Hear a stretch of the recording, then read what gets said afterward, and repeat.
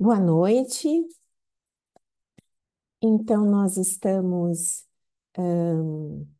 dando seguimento a essa série de mesas redondas com discussões em torno do bebê, da criança e do adolescente, para comemorar, então, a publicação do primeiro volume do livro O Tempo da Infância e da Adolescência, Criação, Invenção e Possibilidades, que trata da coleção Crianças e Adolescentes no Horizonte Transdisciplinar. Semana passada nós tivemos então a primeira discussão, que foi em torno do autismo, e hoje eu tenho o prazer então da gente fazer essa segunda possibilidade de discussão com uma equipe aqui diversificada, com temas diversificados, mas que de alguma forma, né, hoje nós trataremos do bebê numa situação de instituição. É, então, nós vamos aqui ter um formato de mesa redonda, cada participante terá 10 minutos para fazer a apresentação a respeito do texto que foi publicado no livro, e depois a gente abre para perguntas, comentários e sugestões. Então, eu quero iniciar com a Dulcemar. Deixa eu só pegar aqui o nome completo. A Dulcemar, ela fez este artigo em conjunto com a equipe da APAE. Então, temos a Aline Gabriela de Oliveira, Camila Gonçalves de Rezende, Dulcemar Santos Leão Lopes, que é terapeuta ocupacional da APAE de Pará de Minas, a Kênia Augusta Marques da Silva Almeida, Letícia Gabriela de Faria, Mariana Cristina Barbosa, Mariana Fioravante Barbosa Silva, Paula Almeida Graça Ferreira, Simone Carmen Lima Silva Vieira, Thaís Cristina Noronha, Thaís Rocha Tabara e a Érica Palato Oliveira, que faz a supervisão desta equipe na APAE de Pará de Minas. Então, Lucemar, fique à vontade. Boa noite a todos. E eu vou compartilhar a tela, que eu fiz alguns slides para orientar aqui a apresentação.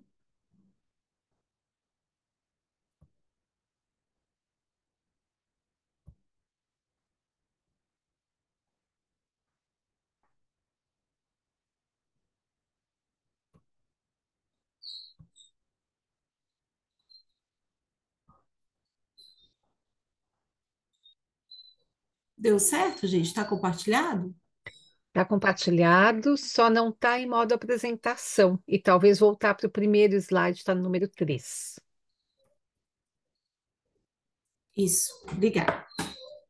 Bom, como a Andrea já nos apresentou, né, o trabalho que a gente vem apresentar é fruto do trabalho dessa equipe, né, que vocês vão ver, trabalhamos junto desde 2019 e por isso a equipe grande, um trabalho feito a muitas mãos, né? Lucemar, a gente está vendo o slide número 3.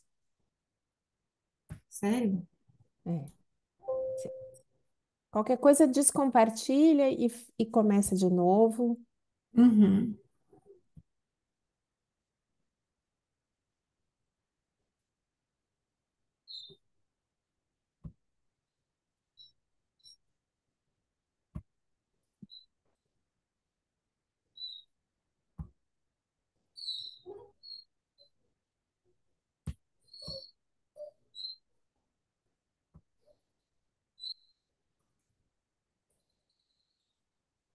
Agora estamos no primeiro.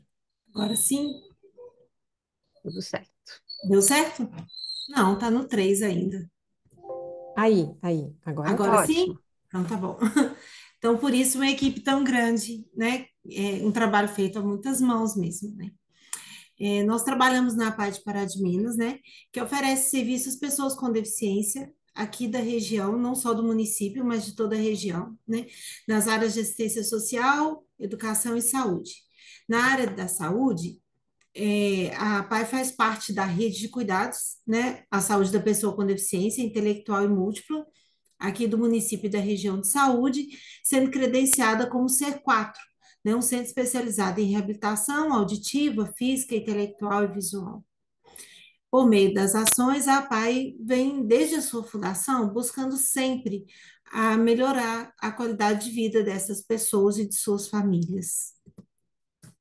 Em novembro de 2019, o CER4, né, da APAE, promoveu a capacitação sobre a identificação de sinais de sofrimento psíquicos em bebês, que foi ministrado pela Érica, né, pela Érica Parlato, né, e nesta ocasião foram capacitados, então, 20 profissionais do SER e 3 profissionais da rede de saúde do município. Os profissionais tanto da APAE quanto do município de diferentes especialidades. Desde que aconteceu essa capacitação, né, o protocolo OLIAC 2017, ele vem sendo aplicado nos bebês atendidos no SER. Primeiramente, ele foi aplicado em todos os bebês que já estavam sendo atendidos no SER, no primeiro ano de vida, né, de 0 a 12 meses, e atualmente ele é aplicado em todos os bebês até 12 meses de vida que passam pelo processo de avaliação na instituição e em todos os bebês que são acompanhados no programa Neonato de Risco.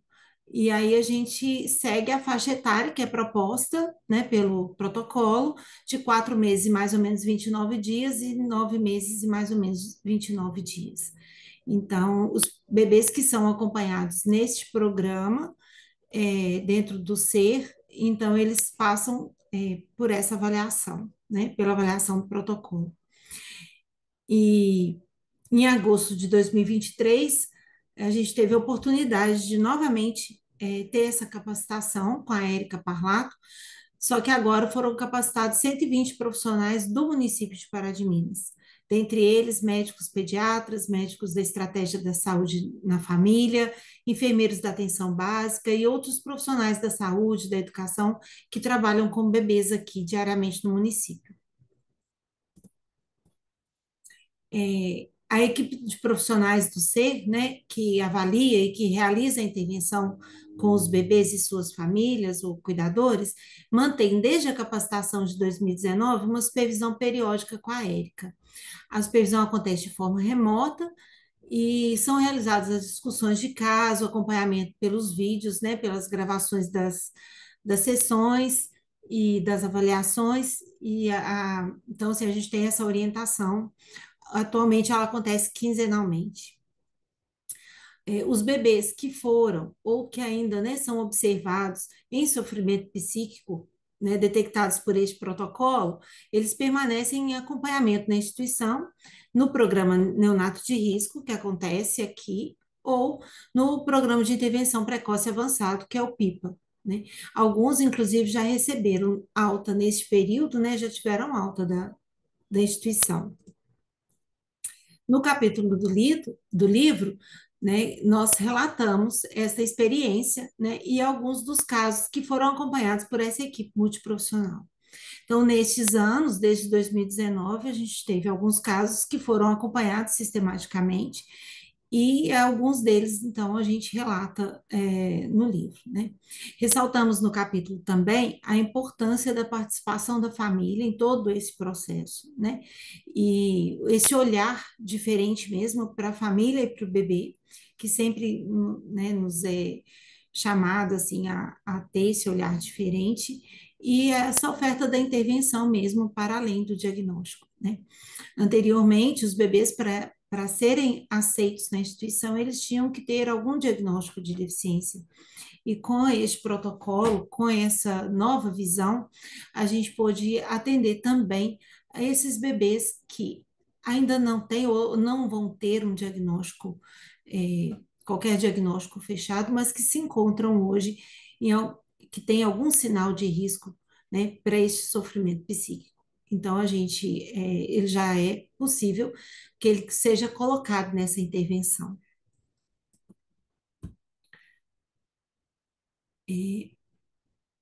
A gente né, quer ressaltar aqui, né, que essa oferta dos serviços de avaliação e rastreio do sofrimento psíquico em bebês, ela é uma realidade aplicável também nos serviços públicos, né, e requer, sim, profissionais capacitados, né, para favorecer a intervenção no tempo oportuno para esses bebês e para as famílias, né, sem a necessidade de esperar um diagnóstico. Então, assim, a gente vê isso como uma grande medida, né, de prevenção mesmo na primeira infância. Dessa forma, a instituição promove e investe em capacitações, supervisões, estudos de caso, pesquisas e a participação em seminários e congressos pela equipe técnica, assim como para os demais profissionais da rede de cuidado da pessoa com deficiência. A PAI tem sempre esse olhar também para além da PAI, né?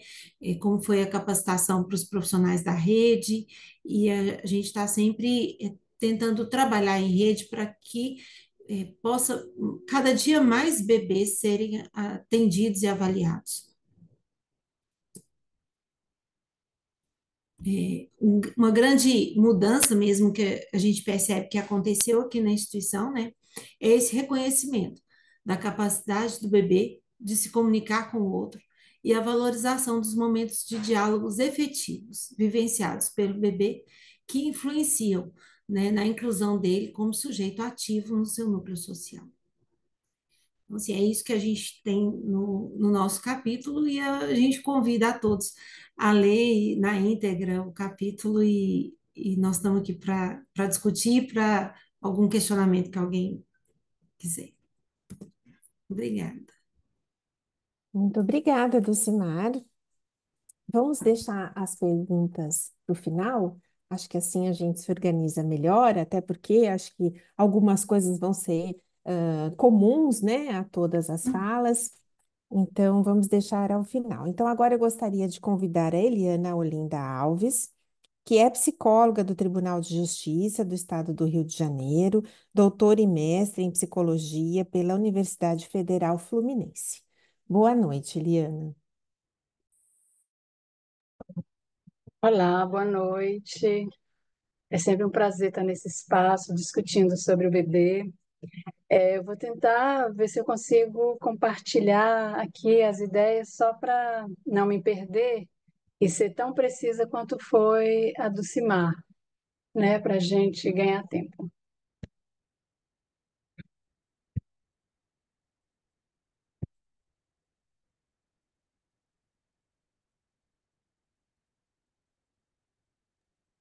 Consegui compartilhar? Acho que sim, né? Tá vindo, ainda não chegou Abriu. aqui. Ah, não chegou ainda?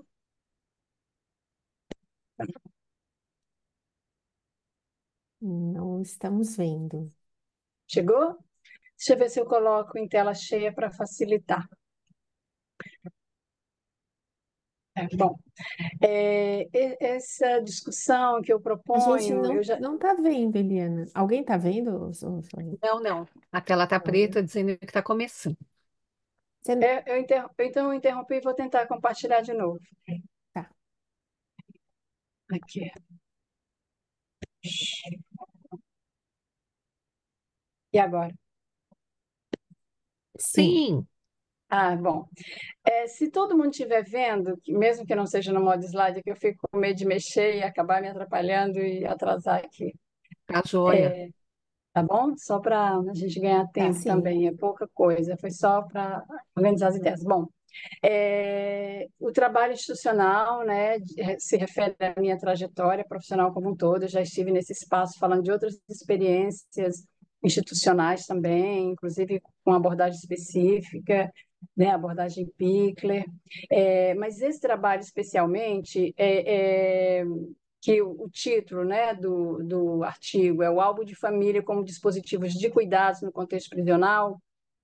Ele traz uma experiência aqui do Rio de Janeiro, voltado ao cuidado com mulheres mães encarceradas e seus bebês, né? Eu não sei se vocês sabem, mas nas prisões brasileiras existem uma unidade materno-infantil em todo o território nacional. Cada prisão, unidade, tem uma unidade feminina, porque às vezes a mulher é presa, grávida, e ela só descobre depois que a prisão foi efetuada que está grávida, e muitas vezes ela ela pare no sistema carcerário, né?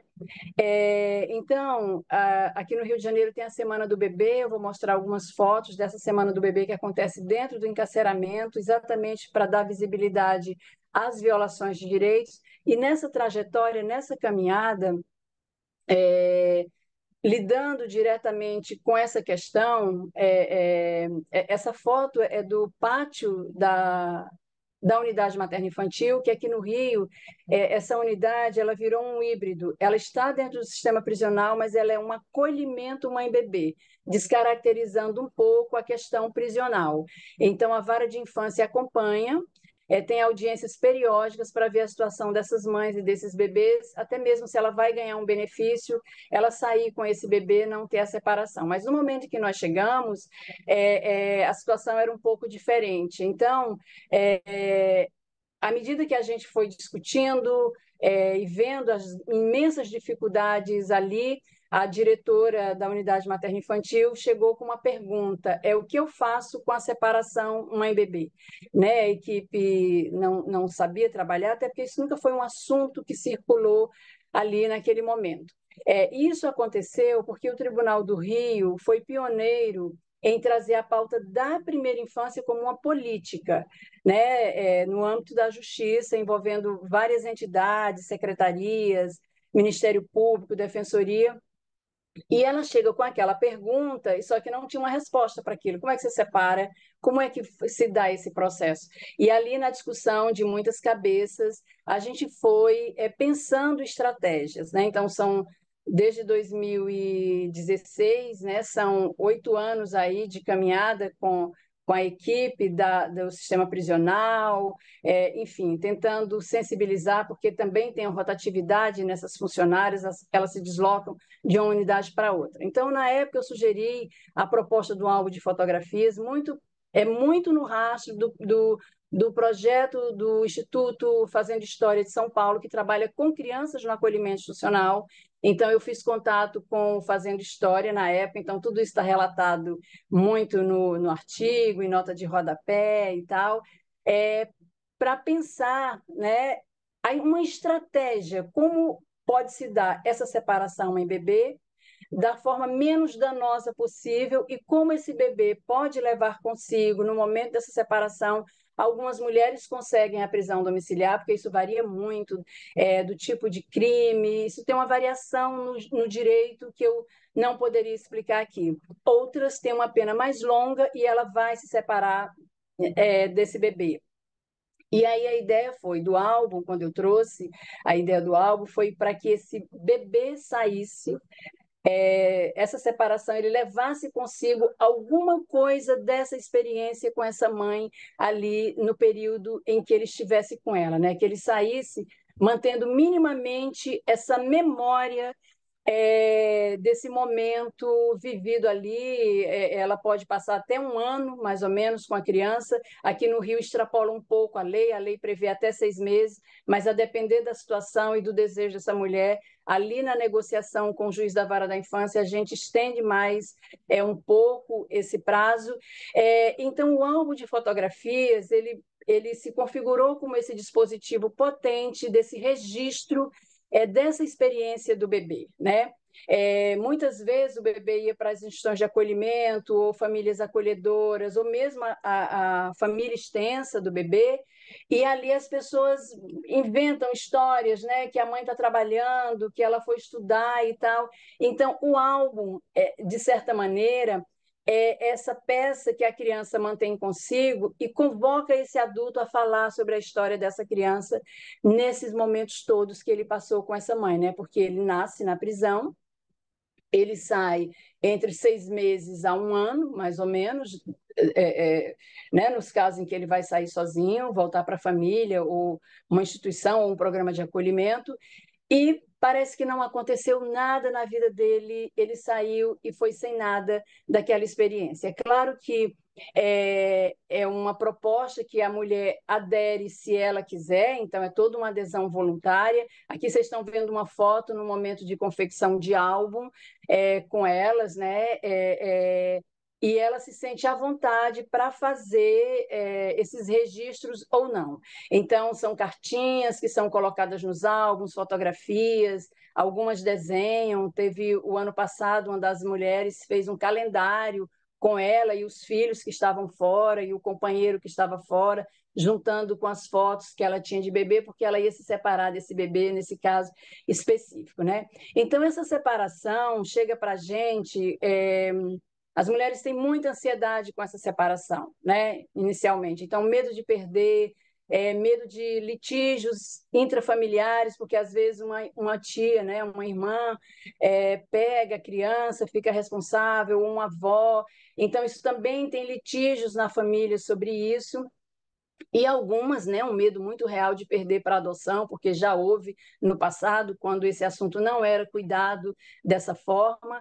E aqui, quando a gente recebe toda essa demanda dessa problemática, essa pergunta, né, como é que mantém-se viva a memória dessa mulher, né, reduzindo aí minimamente o esgarçamento desse vínculo entre ambos, né? Uma outra questão que surge no horizonte, que a gente foi vendo, foi o sentimento de vergonha. Tanto ela tem vergonha de falar sobre essa prisão, quanto os familiares. A gente também identificou na conversa com alguns profissionais nos programas de acolhimento a vergonha também, vergonha no sentido de não saber como abordar com esse bebê quando ele chega sobre a situação dessa mãe. Então, o álbum, de fato, é esse convite, né, assim, para o profissional ter aquela ferramenta e, é claro, na discussão, numa aproximação, a gente descobrindo de que forma falar com essa criança sobre essa situação da prisão, né, e por que dessa separação. E aqui muito pensando nessa memória curta que tem um bebê, ele precisa, né, de uma continuidade, dessa presença marcante ali desse adulto, desse primeiro cuidador. Então a gente foi sempre pensando, a proposta é como reaquecer essa lembrança, como reaquecer a experiência para esse bebê desse contato com essa mulher, né, com esse cuidador primário, uma vez que ele precisou ser separado. E aqui um fragmento também do pensamento da Elza Dias, que é uma winnicottiana aqui brasileira, né, que ela fala muito desse espaço e tempo para a criança, né, para nós como indivíduos, que mantém a identidade, né, os meios de transformações, desses objetos, né? Então, como a criança pode se constituir psiquicamente exatamente nessa experiência de espaço-tempo com esse sentimento de continuidade de sua existência, né? Então, a gente foi pensando muito por esse viés, no sentido de, como eu costumo chamar, um trabalho de redução de danos, porque, inevitavelmente, essa criança vai sofrer, esse bebê pode sofrer da forma como ele vai ser acolhido ou recebido tanto em casa ou num programa, né, de acolhimento, está posto um sofrimento aí, né? Então a ideia foi que a gente mantivesse, né, a continuidade da presença que se instaura aí, como diz a Elza, né, pela experiência repetida da presença dessa mãe, desse adulto. Agora, é muito interessante porque tem um paradoxo que a gente encontrou logo há 8 anos atrás, no início dessa discussão, que foi, ao mesmo tempo que essa mãe está ali 24 horas com esse bebê, né, numa quase no exercício da maternagem exaustivo, né, porque não tem as alternâncias aí de presenças e ausência, esse bebê era arrancado também sem nenhuma palavra seguradora, né, para esse bebê e para ela mesma. Chegou a determinação judicial, precisamos levar o bebê. E se levava o bebê. Então, quando essa diretora, em 2016, traz essa questão para a gente, e a gente começou a pensar nisso, né? Porque assim, ela está 24 horas e de repente ela é arrancada, esse bebê é arrancado sem nada que assegure esse bebê de qualquer coisa que dê um contorno. Então a gente foi muito margeando e fazendo o desenho dessa atividade, pensando nisso também, né?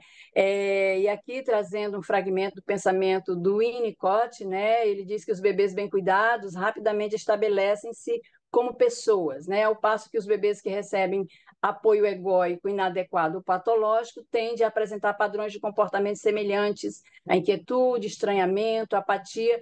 E é muito comum, são reações ou são comportamentos que é muito comum a gente encontrar num acolhimento institucional, né? Então, esse bebê saía de uma instituição, prisional para uma outra instituição, um acolhimento institucional, sem nada que lhe disse, sem alguém, sem nenhuma palavra que lhe dissesse o que estava acontecendo. Então, a gente pode ser esse apoio egóico desse bebê, toda essa equipe de trabalho pode ser o apoio egóico, tanto essa mulher quanto a esse bebê, né? Claro que a gente teve dificuldades aqui, claro, o trabalho ele é uma caminhada, ele é um trabalho que todo ano agora vai ser no final de outubro, a Semana do Bebê. A equipe do Sistema Prisional do Rio assimilou bem e comprou bem essa proposta, que assim que uma mulher entra no sistema prisional, se é identificado que ela está grávida, imediatamente se apresenta a proposta para ela. Se ela quer ser fotografada, se ela quer esse registro, se ela não quer. Até então, só uma mulher não quis e essa mulher declinou e entregou esse bebê para adoção. A boa parte das mulheres que estão no sistema prisional, algumas relatam que é a primeira vez que ela tem a oportunidade do exercício da maternagem, de ficar mais tempo com o seu bebê. Então, algumas dificuldades sim, né, assim, de toda a rede, de todos os profissionais, olhar esse bebê como sujeito, entender que ele é capaz, ele tem uma competência, que ele é capaz de entender os acontecimentos que lhe acontece. Aqui um fragmento da Érica, que dialoga também com esse fragmento do pensamento do Winnicott, da Elza Dias, né, que a Érica nos fala, nos lembra que quando o bebê interpreta, ele o faz organizando sua subjetividade, e dela resulta sua singularidade. Então, se a gente entende que esse bebê é um sujeito e que ele está interpretando essa separação, e cada bebê vai interpretar essa separação a partir de sua experiência, né, singular, com aquele cuidador primário, o fato da gente ter uma ferramenta que essa continuidade dessa relação possa se estender no tempo é a nossa aposta de que esse bebê pode minimamente ter algum recurso para levar consigo e elaborar essa separação, né? Então a gente foi percebendo o silenciamento que era lançado a essas crianças, né? E silenciar um bebê, né? Jogá-lo no silêncio é desconsiderar a sua inteligência, né? E não deixa de ser uma violência. E aqui fechando um fragmento do Winnicott, que ele diz que a nossa ajuda, que o nosso apoio, né? A nossa ajuda livra a criança do inesperado, de um sem número de intrusões indesejáveis e de um mundo que ainda não é conhecido ou compreendido. Então, a separação ela se apresenta aí também como uma intrusão, e como a gente pode, né, nesse esforço são muitas mãos, são muitas cabeças pensando, como a gente pode oferecer essa ajuda a esse bebê e livrá-lo de algumas intrusões, né? Já falei disso, e finalizando aqui algumas fotos das semanas do bebê que acontecem e das nossas atividades com as crianças. Aqui tem uma companheira também, eu estou aqui de amarelo, do lado está a Lúcia Peçanha, que é uma companheira de estudos também da abordagem Pickler. A gente também faz um trabalho sobre cuidados com essas mulheres na Semana do Bebê, pensando nos cuidados com o corpo do bebê. E finalizando, para mostrar para vocês que todo esse trabalho é pensado no âmbito da Coordenadoria da Infância, do Tribunal de Justiça, nesse projeto. E só para vocês terem uma ideia do tanto de órgãos que estão na discussão dessas atividades e desse projeto. É isso. Obrigada. Eliana, muito Tentar, obrigada. tentar aqui descompartilhar, não estou conseguindo. Vamos ver. Pronto, beleza. Agora eu gostaria então de convidar a Juliana Lucchesi, que é psicóloga, tem uma formação clínica psicanalítica, especialista em psicologia clínica hospitalar e mestrado em cuidados paliativos, doutorado em psicologia clínica na Universidade Católica de Pernambuco. Ela fez a publicação junto com a Marisa Sampaio, a Maria do Carmo Camarote, a Leilane de Souza e a Andresa Aretax. Juliana, agradeço novamente a sua participação. Eu que agradeço. Boa noite a todos e todas. É um prazer estar aqui, né? Eu agradeço o convite, tanto para o livro, mas também para esse seminário, e compartilhar um pouquinho desse capítulo construído junto com outras colegas, né? Esse capítulo, eu vou também compartilhar um slide para ajudar a facilitar também a gestão desse tempo, que é mais curto. Deixa eu ver se está aparecendo. Tá, sim. Pronto. O título desse capítulo é Entre Sombras e Feixes de Luz. Qual o espaço para o feto no exame de ultrassonografia? Ele foi, um recorte da minha tese de doutorado, que foi orientada por Marisa Sampaio e teve também uma supervisão clínica de Maria do Carmo Camarote. Então, ele já foi um recorte da tese, que já não traz todas as coisas, todos os resultados, então essa apresentação também vai ser um recorte ainda menor, assim. Então, vai ser só como se fosse um trailer, um pouquinho de como foi a pesquisa. Essa pesquisa, ela partiu da ideia de que a ultrassonografia, ela acontece no entre. Nesse entre da medicina, que visa examinar o feto nesses elementos assim estatísticos, escalas, buscando patologias possíveis, mas também nesse outro lado que é o olhar dos pais, que costuma observar ali o futuro filho, né? Esse bebê com todas as suas, todo imaginário aí carregado. E aí a nossa questão que trouxe esse capítulo foi no meio nesse meio que acontece o exame, qual o espaço para pensar o feto como sujeito, um sujeito em potencial? E aí também a gente partiu da ideia de que a sala de ultrassonografia, com essa luz baixa, com as imagens difusas, né, da tela do feto, do bebê, com todos esses componentes aí de diferentes atores, né, os pais, a mãe, o médico, o bebê ali presente também, os sons, tudo isso traz um campo muito significativo aí de inconsciente, de defesas, né, muito propício a tudo isso acontecer. Então, a gente acrescentou a mais, além desses personagens, digamos assim, que existiam, há também uma observadora, no caso eu, para poder entender aí também e acrescentar esse olhar também subjetivo da psicanálise dentro desse espaço, que é a sala de ultrassonografia. A gente utilizou, uma metodologia que é o método BIC de observação, eu era observadora. Basicamente, assim, de forma bem resumida mesmo, o método BIC, ele busca que o observador ele chegue na cena de observação, né, sem nada prévio, sem nenhuma questão prévia, tente ali observar o máximo de coisas possíveis, preste atenção nos seus afetos, né, tudo que foi passado ali naquele ambiente. E aí, assim que sai da cena da observação, ele faz um relato de tudo que ele percebeu, de todos os sentimentos, inclusive, todos os aspectos, né, deixando essa escrita mais livre possível também. Depois desse relato, a gente traz esse relato escrito para a supervisão, onde são trabalhados justamente esses aspectos que chamaram a atenção, né, dessa equipe. Então, justamente, o capítulo foi escrito com todas essas quatro pessoas que fizeram parte da supervisão, né? Leiliane, Andresa, Cacau e Marisa. Eu vou trazer, assim, dois recortes de resultado. Vou trazer a fala da minha observação, né? Que para ser só um pouquinho, no capítulo a gente trouxe mais recortes das observações, mais resultados, né? Mas por causa do tempo eu vou me restringir a duas, que são mais significativas, assim, do capítulo, para mostrar o que foi que a gente encontrou. De forma, assim, bem resumida, o que a gente percebeu foi que não existia esse espaço para pensar o feto dentro da sala de ultrassonografia, porque esse ambiente em que eu observei era um ambiente de uma escola, um hospital-escola, né, em que o ensino ele era o principal foco. Então, eram residentes que faziam o exame de ultrassonografia e depois, assim, o exame era realizado novamente pela médica staff, né, que é a médica-chefe do serviço. Então, a maior parte das vezes, o que a gente percebeu foi um feto, digamos assim, um futuro bebê que era restrito a ser apenas feto, né? Não se perguntava qual era o nome, não se perguntava muito pela história da mãe ou algo do tipo, né?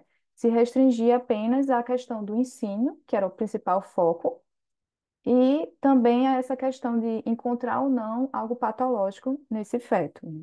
E aí eu vou trazer um dos dados, assim, dos meus relatos da observação, para vocês terem um pouco da ideia do que é que eu percebia, né? Do que é que me chamava atenção quando eu ia lá observar.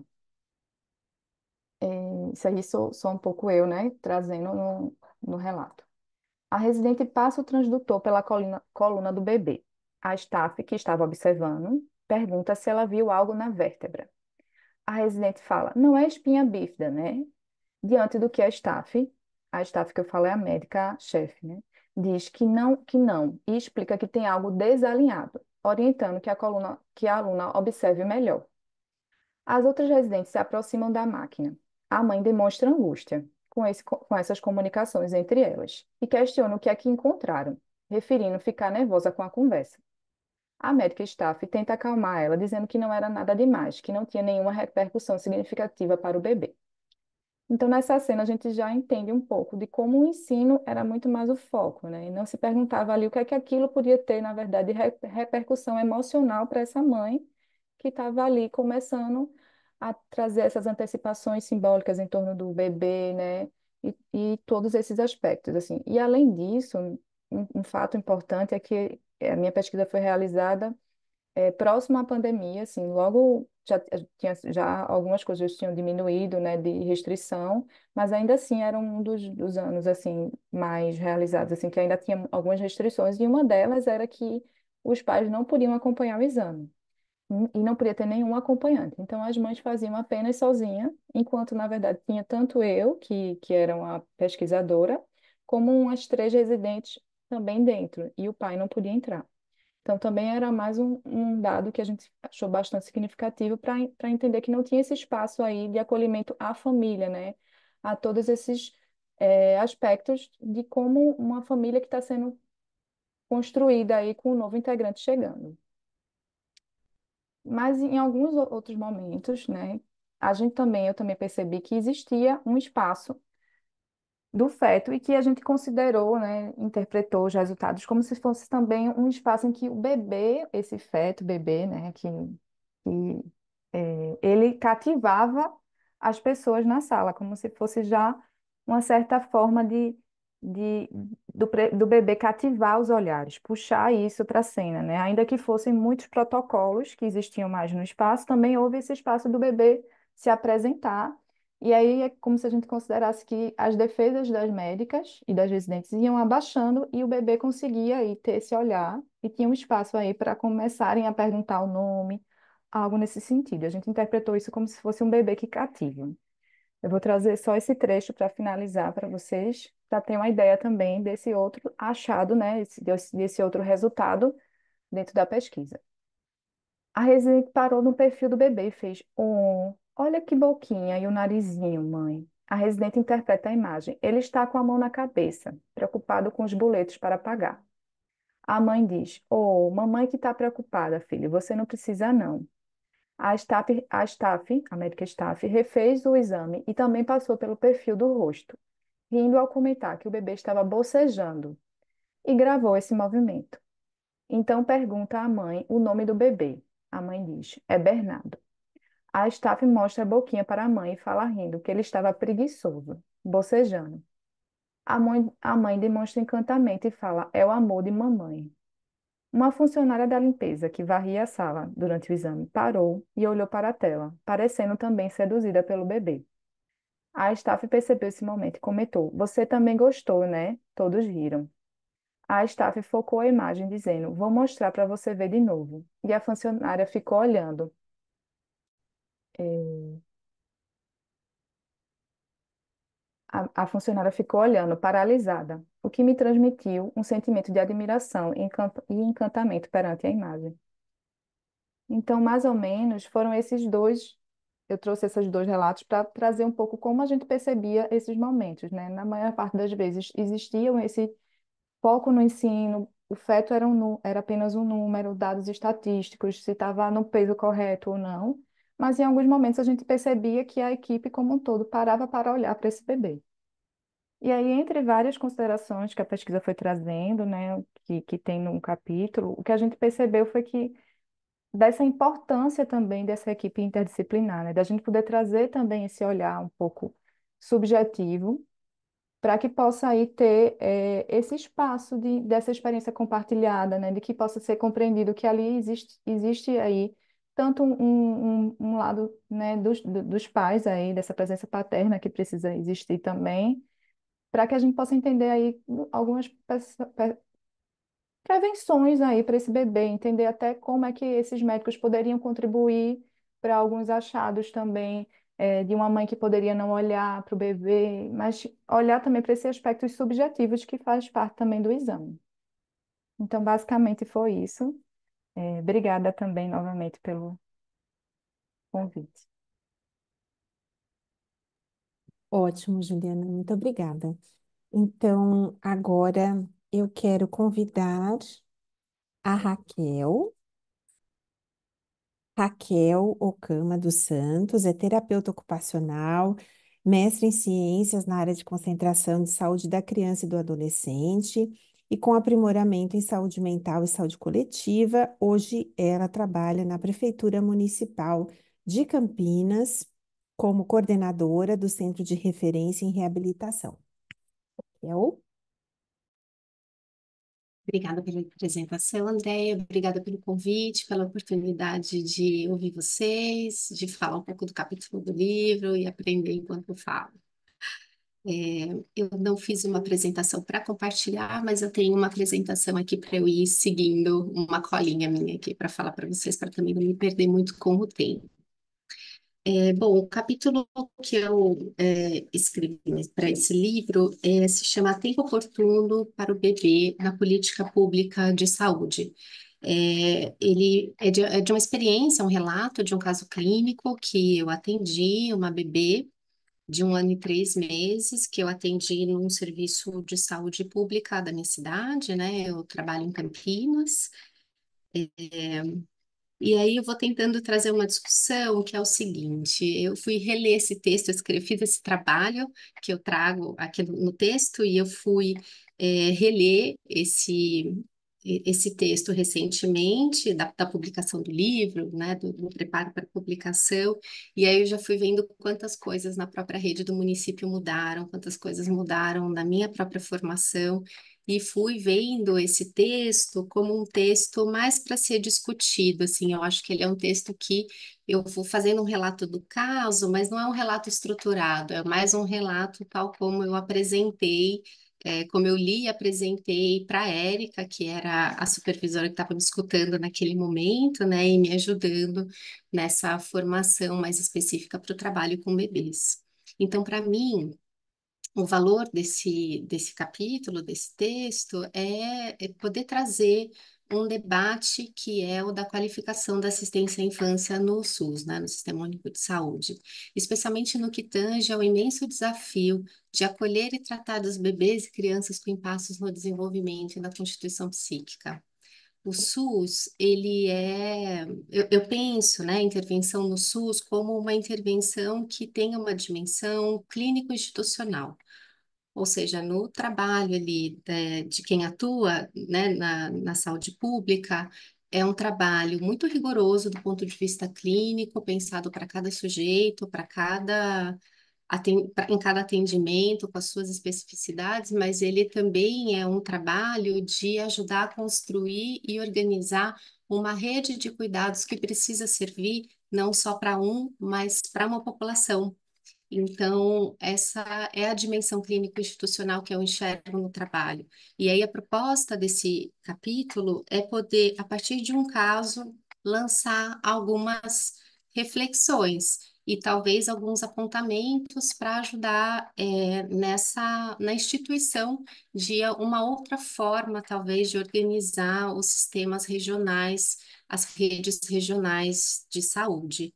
O SUS, ele é organizado por redes temáticas, né? Então, e níveis de complexidade também. Então, eu penso que a intervenção com bebês que têm algum impasse no desenvolvimento, alguma questão de sofrimento psíquico, é uma clínica que se encaixa aí, né? Ou que conversa com pelo menos 3 redes temáticas prioritárias dentro do SUS, que é a rede cegonha, a rede de atenção psicossocial e a rede de saúde integral da pessoa com deficiência.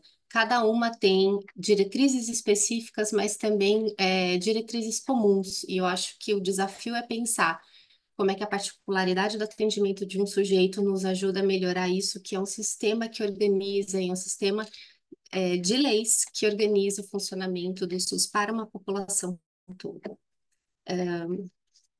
E aí eu vou situando que, nesse capítulo, eu vou situando que o atendimento dos bebês com algum problema no desenvolvimento, ele começa, então, lá na atenção primária, né? Lembrando que o SUS, então, é dividido por níveis de complexidade, que são atenção primária, atenção secundária e terciária. E que ela começa com a vigilância do desenvolvimento, ou talvez até antes, como nos contou agora a Juliana sobre esse trabalho que ela fez, escreveu com bebês que estão sendo vistos, fetos que estão sendo vistos ali numa situação de ultrassonografia, de exame. Mas começa antes, então, da vigilância a vigilância do desenvolvimento pode começar antes, até mesmo no atendimento da gestante, no planejamento familiar.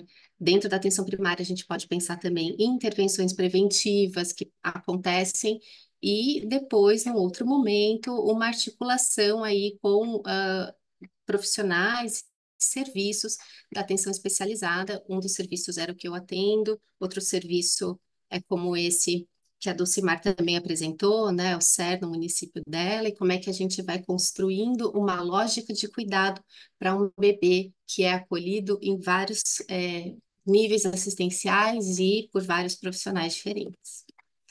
Então, nesse capítulo, pegando um caso clínico, eu tentei mostrar essa rede viva, ou seja, eu trouxe uma situação clínica real em que uma bebê e a sua mãe foram encontradas por uma profissional que estava atuando na atenção primária e que fez uma articulação informal de uma rede, né, buscando parceria para o cuidado dessa bebê. E buscando um acesso mais qualificado e oportuno para o atendimento dessa bebê que a preocupava tanto. Além disso, nesse capítulo eu vou descrevendo então as sessões de acordo com o que eu escrevi e apresentei na supervisão clínica com a Érica.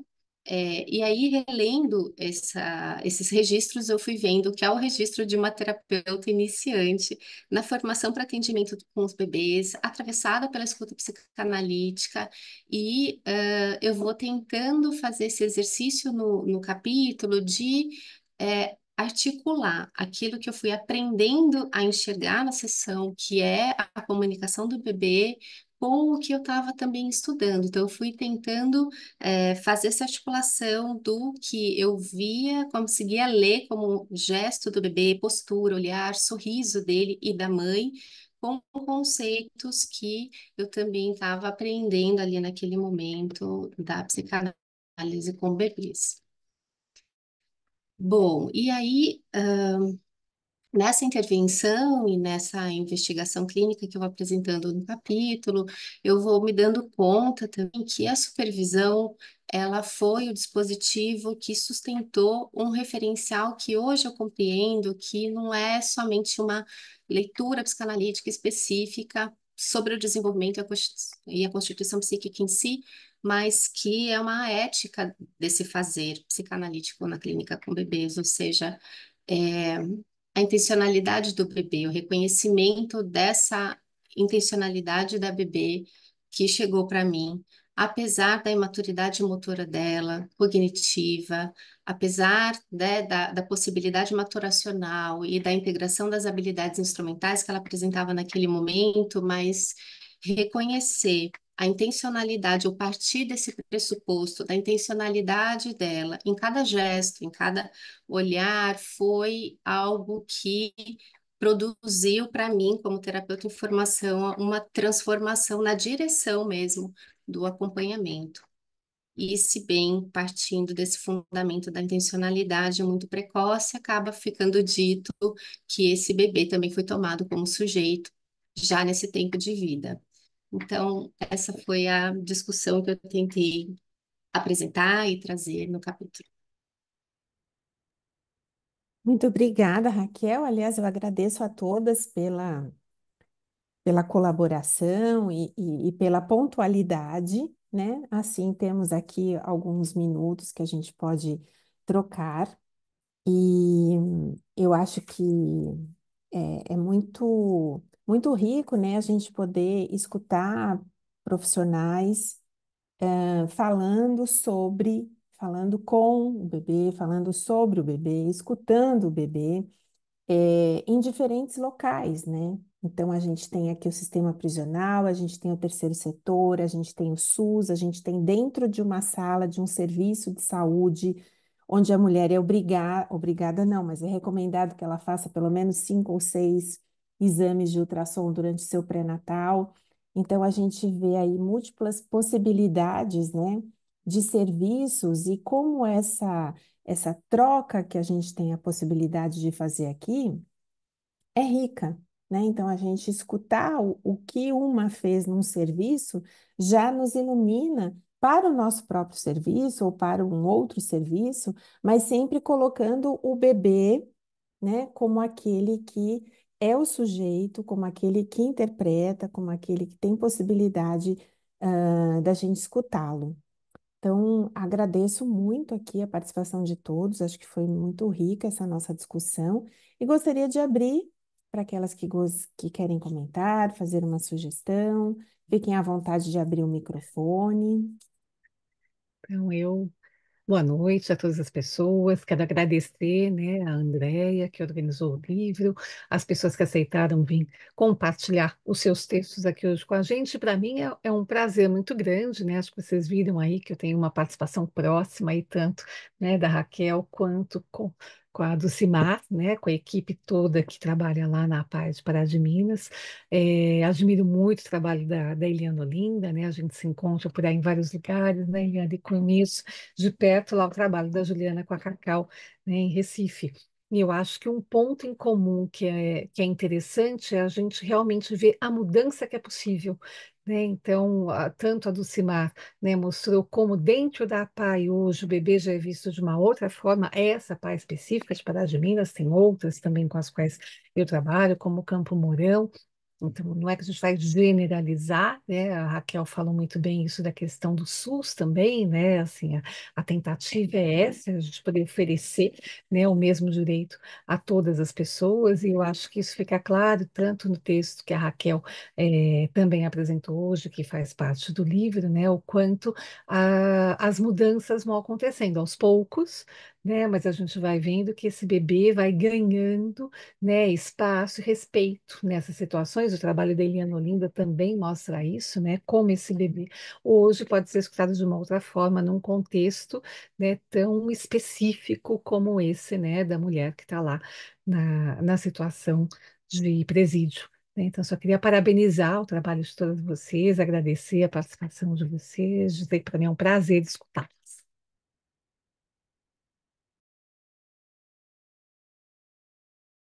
Vocês também podem falar, né, entre si, né, André? Sim, claro, uma pode comentar o trabalho da outra também, fiquem à vontade.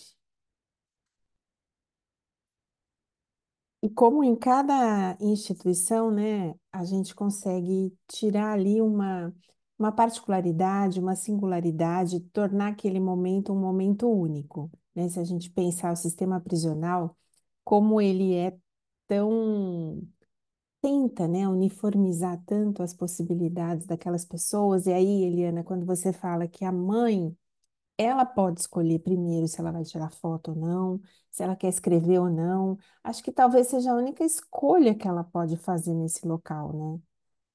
E até a forma como ela quer se manifestar, se ela quer uma carta, se ela quer uma foto. E a partir desse momento, é como o bebê vai escutar essa mãe, né? Todas estão ali no mesmo lugar, mas cada uma vai ser uma mãe diferente. Cada bebê que nascer vai ter a possibilidade de ser escutado também de uma forma diferente. Isso para mim ficou muito marcado no seu capítulo, né? Que embora seja um sistema, né, que uniformiza e a gente compreende, tem todos os motivos para isso, mas ali ela tem uma escolha, né, com o bebê dela.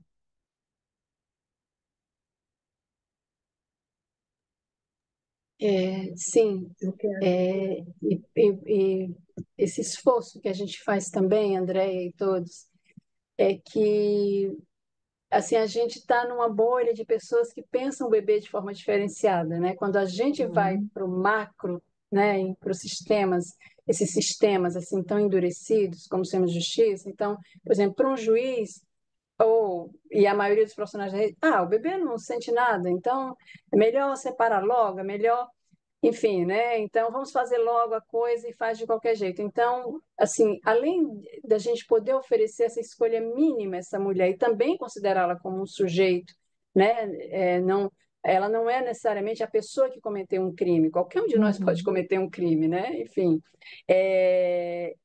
mas no sentido assim de também convocá-la para um lugar, né? De se sentir sujeito dessa história e ali ela pode decidir e ao mesmo tempo sensibilizar o sistema prisional, o sistema judiciário, o sistema de justiça como um todo, pensando no Ministério Público, Defensoria, o sistema de proteção da rede, que esse bebê é uma pessoa, né, um sujeito, não pode fazer de qualquer jeito. Então, assim, imagina, são 8 anos de caminhada, né, reuniões mensais, todo ano tem Semana do Bebê, todo ano é a mesma pauta, o mesmo tema. Então, assim, a repetição, né, disso. Até hoje o juiz esperar, né? O juiz da infância, ele hoje consegue esperar, ele entende por que, que ele precisa esperar, no caso em que a mulher vai receber um benefício, para ela não se separar e sair junto com o seu bebê.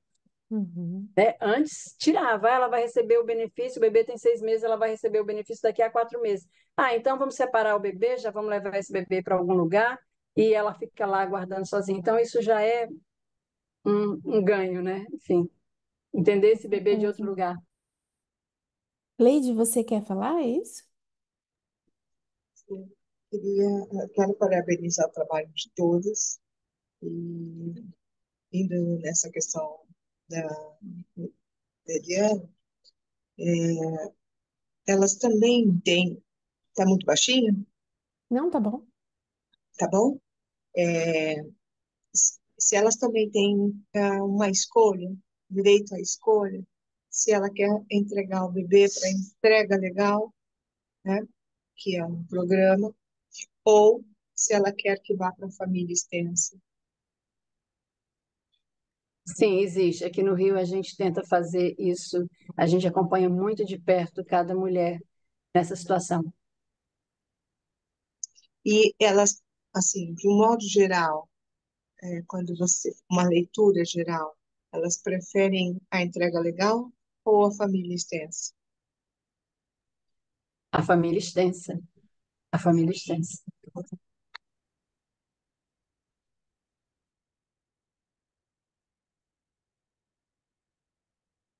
Mais alguma pergunta? Bom, esse seminário vai ficar gravado e disponibilizado no YouTube. Convido então para o seminário da próxima semana, que será a apresentação do Dr. Ailton e da experiência que ele conta no livro do Diamante, do Carvão ao Diamante, da coleção Bebê Sapiens. Também traz uma experiência riquíssima com bebês e vocês vão receber o link através do Instagram. Mais uma vez agradeço aqui as colegas, as apresentações e todos que estiveram presentes. Muito obrigada. Boa noite. Boa Obrigada, boa noite. noite. Obrigada, boa noite. Obrigada. Boa noite, obrigada.